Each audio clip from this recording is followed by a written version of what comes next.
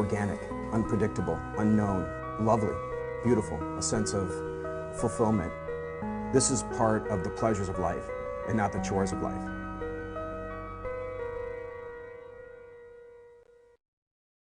Tonight on Daily Iowan TV, Hawkeye Athletics. Equality is under investigation at the university.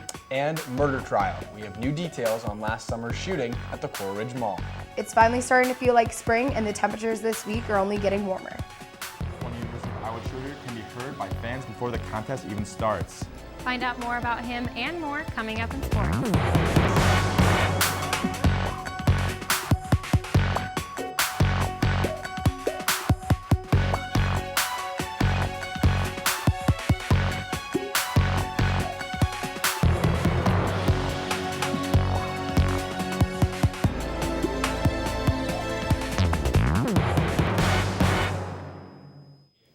Thanks for joining us on this Tuesday evening. I'm Lana Neal. And I'm Jeremy Meyer. A team of investigators is on the University of Iowa campus. They're here until Friday because of the allegations that the school athletics department does not give equal opportunities to female athletes as they do men. The Office for Civil Rights of the United States Department of Education is looking into 13 areas, including award scholarships, practice schedules, and medical care. If investigators find the allegations true, this could mean a change of policy for the university, resulting in spending more money on women's athletics or adding a women's team. Daily Iowan TV reporter Mary Kate Harrian took a closer look at this issue inside Hawkeye Sports. Gender discrimination is happening all over the country, but these type of reviews have become quite common in collegiate athletics. Former Iowa football player Andrew Cerny thinks the university does a fair job at keeping things equal between male and female athletes. For the most part, yes, as you get like same stuff with academic help males and females do over at the Learning Center, and like all the other incentives like scholarship money and free tickets and meals and stuff like that. The terms of this investigation include that the University of Iowa Athletic Department has to provide thousands of documents for the review, including rosters, budgets, listing of locker rooms, weight training, and housing and dining. The 4-person interview team will speak to athletic administrators, head coaches, and 10 students from each team. This week-long investigation that began yesterday and will continue on until Friday will not be open to the public. UI officials said they don't expect findings from the civil rights investigation anytime soon.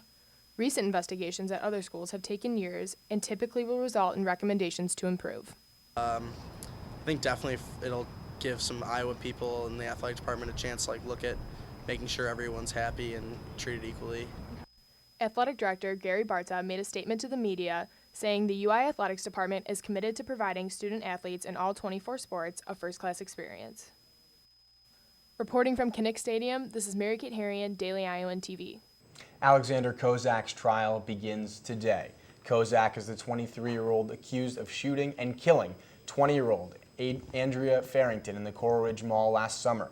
He will be tried in Story County and faces a charge of first-degree murder. If he's convicted, he will face a life sentence in prison without parole. The shooting happened while Farrington was working at the Children's Museum information kiosk at the mall, and Kozak allegedly shot her 3 times. Kozak previously worked at the mall as a security guard. The University of Iowa's Hancher Auditorium is preparing for the new production of The Nutcracker, performed by Joffrey Ballet at the end of this year. 5 preview performances of the new Nutcracker will be presented at the new Hancher Auditorium through December 1st through the 4th. The Joffrey Ballet has danced more than 100 times in performances presented by Hancher and gained major national attention under its continuous support. Joffrey's new production of The Nutcracker is choreographed by Christopher Wheeldon, who won the 2015 Tony Award for Best Choreography, and his project will come to life with an award-winning team. Joffrey Ballet will continue the tradition of having local children participate in the performance. The relationship between Hancher and the Joffrey Ballet goes all the way back to 1974. There are so many chapters throughout the years, and we are excited to continue adding more to this rich story. Tickets for the Hancher preview performances will go on sale for the public on June 10th for $150 per adult. The Iowa Republican House passed a bill last night that will fund water quality initiatives in Iowa. The House voted 65 to 33 in favor of the bill. It's unclear if the majority Democratic Senate will support it. The proposal will use money from a special infrastructure fund and a tax on water use to fund the cause. Governor Terry Branstad co-signed his support for the GOP legislation. Having passed the House, the bill now heads to the state Senate. The Zika virus is now scarier than once thought. The United States Centers for Disease Control, or CDC, now believes that the mosquito that spreads the virus is present in about 30 states in the U.S. This tweet by the White House shows which state potentially has the virus. It includes a lot of southern states like Texas and Florida, but Illinois and Iowa are candidates as well.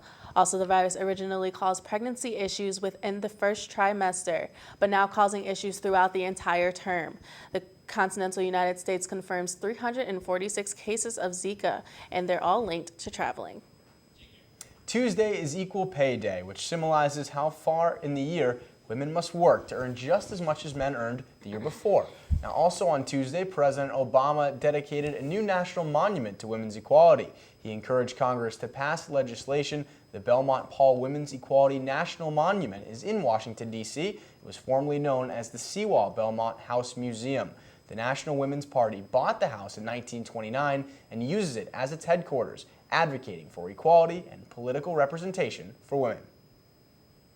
Now, a bakery up in New England celebrated Equal Pay Day by charging female customers only 79 cents on the dollar for everything they bought to demonstrate the pay gap between men and women.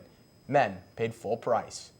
Softball-sized hail fell from the sky in Wiley, Texas on Monday. The hail broke through these windows and windshields of cars and even broke through rooftops. The hailstorm lasted just a few minutes but caused a lot of damage. The National Weather Service predicts a few more severe storms later Tuesday for the southern state. Well, here in Iowa, there definitely wasn't any hail breaking through any rooftops, but I'm getting pretty excited because I see that sun is on its way. Let's check in with Becca Skadden in the weather studio to see if there's some sun in the forecast. Hi, Becca. Hi guys, that's right, Alana and Jeremy. Thankfully, we haven't seen any hail in Iowa City. We've had nothing but sunny skies. Tomorrow we're looking at cooler temps around 44 degrees as we move into the afternoon. The temperature is warming up to 59 degrees with sunny skies. Tomorrow night, temps drop down slightly to 54 degrees with clear skies. Taking a look at the rest of the week. Thursday, the temps continue to move up with a high of 67 degrees and sunny skies. Friday, we kick off the weekend with temperatures hitting the 70s. Saturday, the temperatures hit their high for the week with a high of 72 degrees and partly cloudy skies. Sunday, the temperatures stay up in the upper 60s to high 70s, but showers will make their way into the area.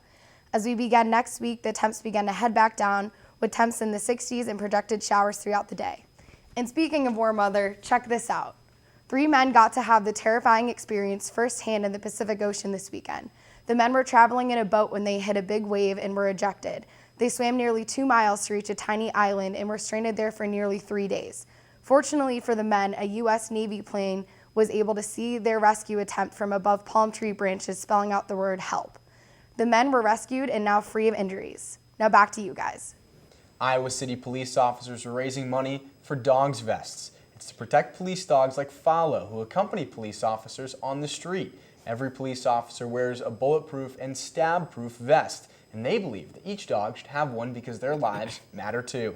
The GoFundMe page was created just this week, and donations are already up to $2,500. All donations will go directly toward the purchase of vests for the furry animals. The University of Iowa wants to buy a new $3.5 million scoreboard and sound system for Carver Hawkeye Arena. It'll include a new LED video board at center court along with other features. The UI plans to pay for the project with a loan of up to $5.5 million. They'll hear next week from the state regents on whether or not the proposal is approved.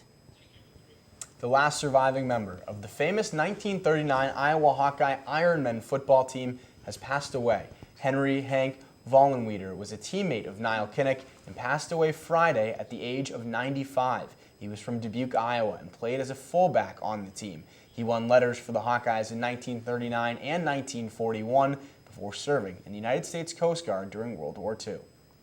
Now, Alana, we only have a few years here to recognize sports, but even going back that far, you can see how somebody like that made such an impact on the Iowa program. That's right, you sure can. Let's go ahead and toss it over to Katie and Colin in the sports studio for more. You know, Colin, really sad to hear about the passing of a former Hawkeye. Yeah, definitely sad to hear about the passing of former Hawkeyes. Well, anyways, we start talking tonight about something that is done before every single Hawkeye sporting event, but is not thought about until something goes wrong. Some athletes at Iowa may have some surprising hidden talents or are multi-talented. Daily Iowan sports reporter Jordan Maloney checked in with one athlete whose double threat is not so hidden.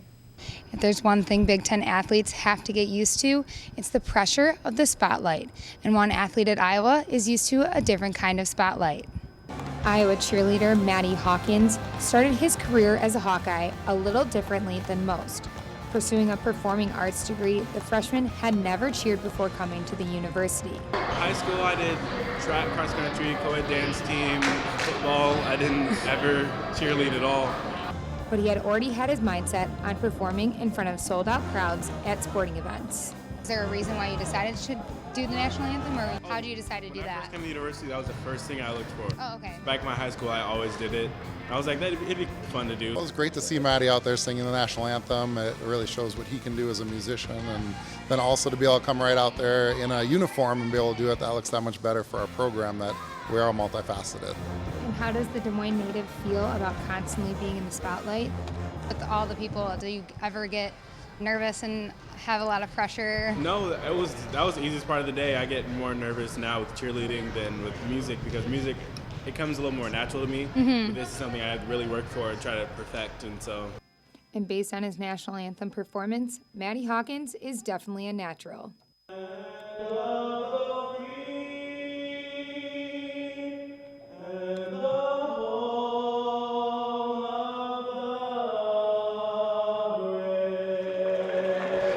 Hawkins will continue to entertain on the mat and on the court.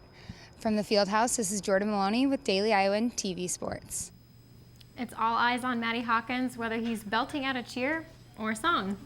The Iowa baseball and softball team have a couple of midweek contests this week, right in the middle of the Big Ten season. The Iowa baseball team will play Tuesday and Wednesday against Air Force at Dwayne Banks Field. During both games, members of the military personnel will receive free admission with an ID. And now as for softball, it's two midweek contests with in-state opponents. Tuesday, the Hawks match up with Northern Iowa, and Wednesday, it's the Bulldogs of Drake coming to Iowa City. The University of Iowa women's basketball team hosted their 2016 banquet over the weekend. 9 different awards were handed out during the ceremony. Sophomore Chase Cooley was credited with the Most Improved honor. Junior Haley Schneiden received the Coaches Award. Junior Allie Disterhoff took home the Dr. Christine Grant Leadership Award. Disterhoff scored in double figures in every game and averaged a team-high 17.1 points per game. Disterhoff also became the 34th player in program history to join the 1,000 Career Points Club. The senior graduating class of Kaylee Peschel, Nicole Smith, and Claire Tilt won 95 games in their Hawkeye careers while appearing in 3 NCAA tournaments and finishing as high as a Sweet 16. Now tomorrow we will have complete coverage from the Hawkeye baseball game going on right now. We will also look at the Iowa gymnastics squad as they gear up for the NCAA tournament with hopes of being able to make a deep run this year. Jeremy and Alana, back to you at the desk. A pop star is headed to an Iowa County Fair. That's right, Kesha will be headlining the stage show of the 2016 Dubuque County Fair at the end of July. Kesha has 8 consecutive top 10 hits, including #1 singles like TikTok and We Are Who We Are. Tickets for the fair range from $25 to $45, and tickets for Kesha's show go on sale at 9 a.m. this Saturday at the fair office. Well, that's a wrap with us tonight on Daily Iowan TV. Head over to our website, dailyiowan.com, for more news and updates. For Daily Iowan TV, I'm Alana Neal. And I'm Jeremy Meyer. Have a great night.